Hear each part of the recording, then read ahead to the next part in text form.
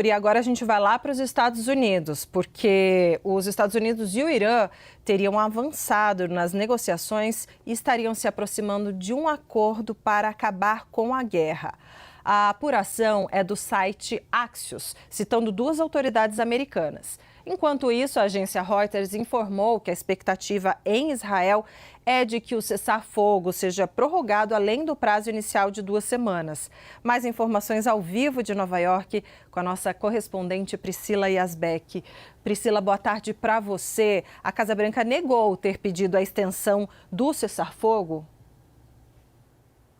Exatamente, Débora. Boa tarde a você, ao Yuri, a todos que nos acompanham. Agora há pouco, uma coletiva de imprensa, então, da Karoline Leavitt, que é a secretária de imprensa da Casa Branca, junto com o secretário do Tesouro da Casa Branca, o Scott Bessent, e Karoline Leavitt disse que esses relatos de que os Estados Unidos teriam pedido uma extensão do cessar-fogo são falsos, mas ela confirmou que negociações devem acontecer entre Estados Unidos e Irã, negociações intermediadas pelo Paquistão, como o presidente Donald Trump tinha antecipado, só que ela disse que as datas ainda não foram confirmadas. Ela falou também que o Paquistão é o único mediador nessas negociações e Scott Bessent falou de uma série de medidas econômicas para tentar pressionar o Irã. Então, ele disse que os Estados Unidos solicitaram que os fundos da Guarda Revolucionária Islâmica e da liderança iraniana sejam congelados, ativos que eles possuem em bancos estrangeiros. Eles também falaram sobre transações ligadas à China. Ele também disse que os países que compram petróleo iraniano,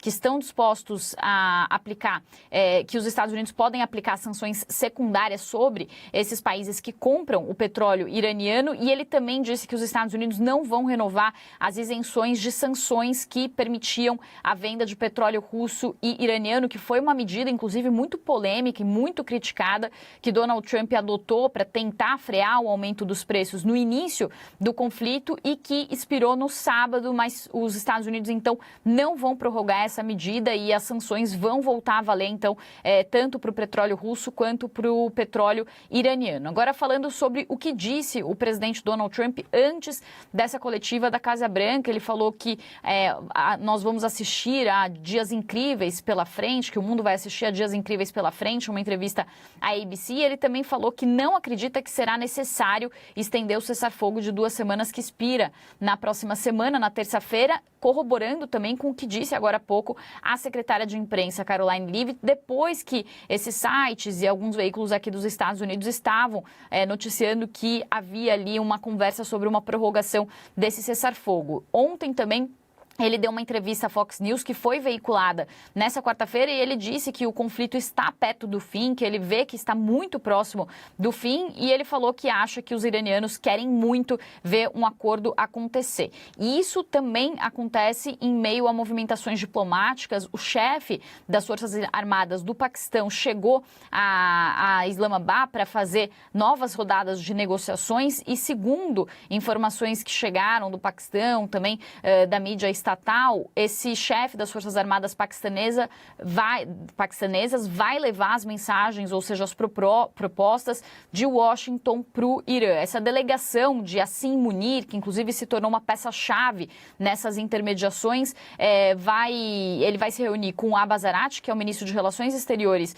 do Irã, e segundo o que uma fonte iraniana de alto escalão disse, a ideia dele é reduzir as diferenças entre ambas as partes. Também houve confirmação por parte do Irã de que as conversas entre Estados Unidos e Irã continuam. Então, o porta-voz do Ministério de Relações Exteriores iraniano confirmou que essas conversas continuam por meio dessa intermediação justamente do Paquistão. Houve um otimismo, inclusive, chegando aos mercados justamente por causa dessa movimentação desse importante chefe das Forças Armadas do Paquistão indo para Islamabad, também das falas de Donald Trump, das falas dos iranianos dizendo que, de fato, há uma troca de conversas, mas ainda assim os iranianos dizem que eles não vão aceitar alguma outra proposta que não seja o plano de 10 pontos que eles apresentaram anteriormente aos Estados Unidos. Eles também disseram que os Estados Unidos continuam sendo inflexíveis, continuam fazendo exigências irracionais e irreais, e o que se tem de informação de bastidor nesse momento, Débora e Yuri, é que o ponto central de impasse é o programa nuclear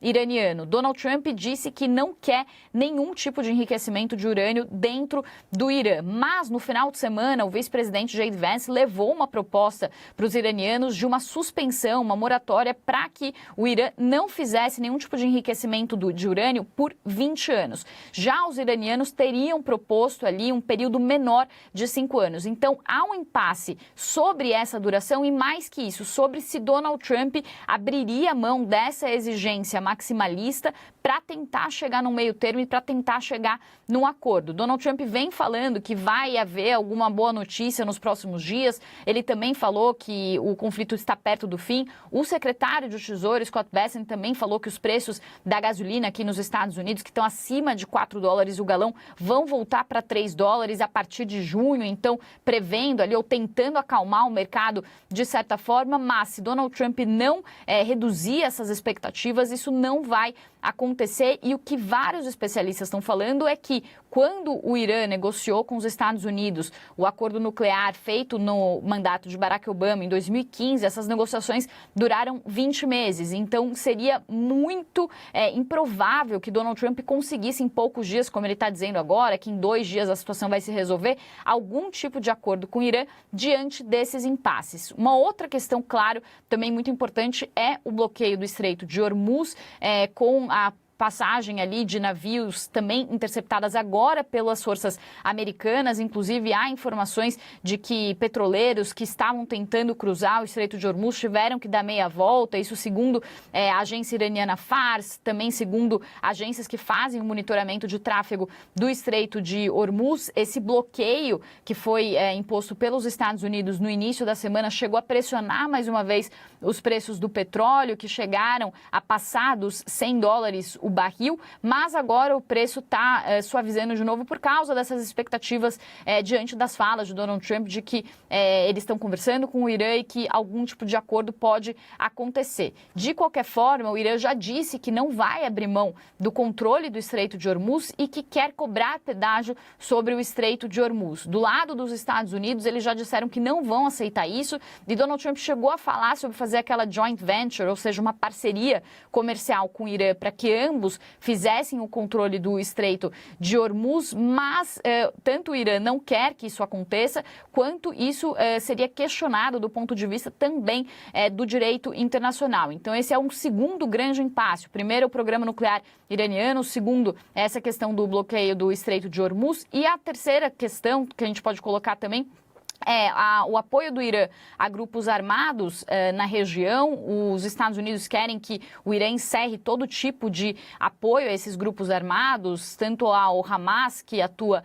na faixa de Gaza, ao Hezbollah no Líbano, os Hutis no Iêmen, e isso leva também e conecta com uma questão importantíssima nesse momento, que é os ataques, que são os ataques de Israel no sul do Líbano. Israel que vem dizendo que está fazendo ataques ao Hezbollah, porque o Hezbollah, no dia 2 de março, também se envolveu nesse conflito e fez ataques a Israel. Ontem a gente falou no 360 sobre a reunião que aconteceu entre Líbano e Israel, entre autoridades libanesas e israelenses na Casa Branca, o primeiro encontro presencial entre autoridades dos dois países desde 1993, mas o fim dessas conversas não trouxe grandes avanços. Ali estavam presentes os embaixadores e o Líbano disse que não tem autoridade sobre o que faz o Hezbollah. Mais que isso, o governo libanês teme chegar a uma situação ali possível de guerra civil se forçar o desarmamento do Hezbollah, como gostaria